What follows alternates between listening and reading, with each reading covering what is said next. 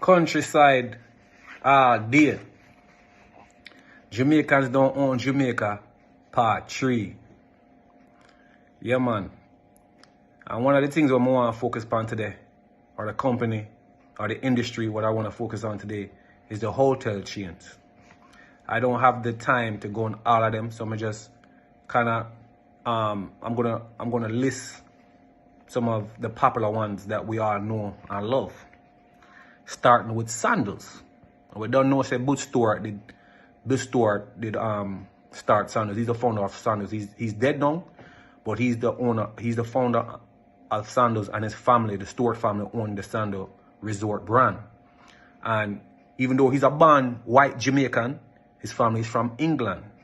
And you can do the background on him and see how much loyalty he has to do with England. He also had the vast majority ownership of Jamaican Airlines before them sell out that too. Yeah, man, but we are here about Bush Stewart from we are Pt3. Me personally didn't believe that Bush Stewart was a black Jamaican because I used to hear about him so much. But he's a white Jamaican. And the next one we want to talk about now, the next hotel chain we want to talk about a beer star, which is Spaniards from Spain own a beer star. A man by the name of Miquel Fluxa Rosolo. Please forgive me if I pronounce the name them wrong. I may not do it on purpose. But his family own a beer star. And the next one I want to discuss too is the Rio. Enough Jamaicans know about the Rio Resort because the Rio Resort is a nice resort and on the top of the line, but it's very nice. You're not going to complain about it in terms of the rooms and the service. They have very nice food and it's affordable for a lot of Jamaicans. So a lot of Jamaicans visit the Rio. And I say me promote the thing, you know, but just to give Jamaicans who know me, I say, like, let them hear me say what I just said, them I gonna say, yeah man, I'm independent. Yeah man, this resort is owned by a Spain family as well. I'm gonna tell you what them name. The guy who founded the place, you know, they couldn't get female, but this relative, I have son named Luis Rio Bartran. And then him have other relatives by the name of Carmen and Luis Rio. And them now run a place. You know what I say? But all these people come from Spain. You understand me? I say, and we can't go down the line with the rest of them. The rest of them, we don't know who owned the Hilton. We don't know who. Well, we don't know who owned the some of them we can't pronounce them name. But like I said, they don't want to touch upon these particular ones because if they go do the research upon the whole of them, it's going to be the same result. Is non-Jamaicans or Jamaicans, not non-African like Jamaicans like myself own these places. And you know, I said, I just want to change the narrative. I want to change the history and the trajectory that we're upon. At least we can at least want some of them. And the next one I want to touch base upon is Palace Resorts, who owns Moon Palace and various hotels throughout the world. But most of these people, most of these families own various hotels, and not just in Jamaica alone. Various hotels. But this guy, his name is Jose Churpo.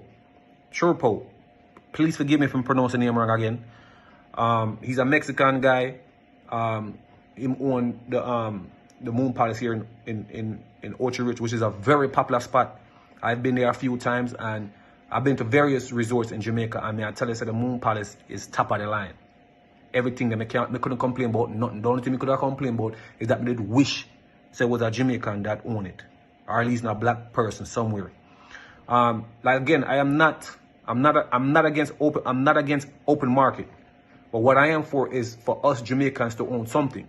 We are facing difficulty on various fronts. Merely, our politician from the beginning of time hasn't been for us, because many of you who don't know, most people in the political world here in Jamaica, especially in Parliament, especially the old existing members there, they actually were hand-chosen by the British before they left. And they chose them from families that worked alongside the British to oppress blacks. So even though you see some of them black, these are some of the same family members of those families from back in the slavery days, even after our post-colonial days, that used to oppress black people. So them knew they could rely on them because they had a history. They had a partnership to keep us black people in check. So these are the same people you see in parliament and some of our prime ministers that go in office. And we know no leader of no country, if he don't have the support of parliament or whatever governing body they have, they can't really do too much. So we have that, which is a problem. And we also have Jamaicans who are not investing directly in Jamaica. Now, again, I don't have a problem with open market or foreigners doing business here. What I have a problem is more Jamaicans not thinking along these lines. You know what I mean? I said we need to come out of the mind frame of just, I come along, I build a house, I buy a car, I feel I show off. We need to come out of that mind frame. We need to get into the mind frame of nation building, production. You know, we need to bring IT to Jamaica. We need to do things where the world I do. I did mention it before in our next video, or maybe later on down the making of these videos. I'm going to talk about tokenization, the DAO, and Web3 technology, and all these things, are how we as poor people in our group actually can do everything what I'm mentioning in terms of owning things in Jamaica that we can be proud of. You know what I mean? I say so. If you don't like the video, share it and subscribe. Big up on yourself all day long, countryside.